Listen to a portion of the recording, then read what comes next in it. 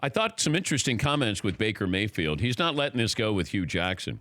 And Baker said that he's not regretting any of this, but it feels like he's not doubling down, he's tripling down. Here's Baker Mayfield. People took it as me personally attacking Hugh. That's not it. It's the fact that I get to have my own opinion on how it transpired, and he gets to do what he wants. That's how it is. Although I'm an athlete, I'm not a cookie-cutter quarterback. Never have been, never will be. I speak my mind, just how I am. So I didn't like the move, and people don't have to care. I mean, I'm not looking for anybody's approval. I don't regret any of it. It's about this team and what we have, and we have to stick together and play together. And then Baker was asked this question. Why'd you call him fake? There's just things that happen inside the building that I'm not going to get into detail with. It's in-house information. It doesn't matter. But then when you understand there's a bit of a contradiction to put it out there. I get it, but I don't have to go into details. I know, but you can't say that it's not personal if you're calling fake, and then stuff goes on inside, but then you don't want to talk about it.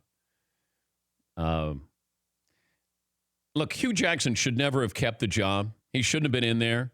I thought he was overmatched, but I think he was keeping that coaching job for other reasons that have gone, for reasons off the field that maybe will come out one day with that situation with the owner. But Hugh, he did not deserve to keep that job. I don't think that he did a great job. And a guy who's known as a quarterback whisperer did not do a good job with Baker Mayfield. I mean, that's the biggest issue here. You had a guy who had, unbelievable talent, offense, an offense he ran in Oklahoma. Why didn't you try to install that? Why didn't you have that mindset with Baker Mayfield? That's what I never understood. That there was debate in that locker room on how to use Baker Mayfield. And Hugh Jackson won out because he didn't want to do this up-tempo. He didn't want to have, him firing away like he did at Oklahoma. Todd Haley did. And now you see that Baker Mayfield has put up some really good numbers playing this way. And if you're a Browns fan, I get it. You're going to side with your quarterback. Hugh Jackson's not there. He didn't earn your respect. And now you have a quarterback. Now you have a pulse. Now you're relevant. And it's like Baker Mayfield is getting the Odell Beckham treatment. Like now nationally, people are talking about him and his comments, his opinions. I just thought that I love it. It gives us content. I didn't like the look for Baker Mayfield. That's all. And if he says, hey, I don't care what you think, fine.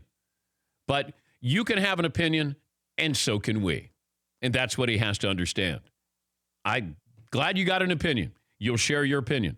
But that doesn't mean everybody else can't have one as well. Yes, Bowen. Or Fritzy. It's old news also at this point. It's, it comes across a little immature. He's had some previous instances in college, but even putting that aside, he's free to feel how he wants to feel. And if the press is going to keep pushing it, all you just got to say is, you know what? We're improving. I'm on the Browns. He's on the Bengals. We move on. And I'm not going to talk about Hugh Jackson anymore. Just say that. He should be moving on. And he should be worried about the opponent this weekend. This should not be, let's talk about Hugh Jackson. Yeah, McLevin. I feel like he's going to be the face of the NFL. I just feel like everything he says is exciting and interesting. And if he's good, it's going to be, he's like Odell Beckham, but a quarterback. Yeah, but he's not up where Mahomes is, and Mahomes is young too. But Mahomes is so boring, for lack of a better term. Mahomes never says anything. Baker is he's a rare, kind of honest quarterback. It's exciting. Well, Mahomes is more measured.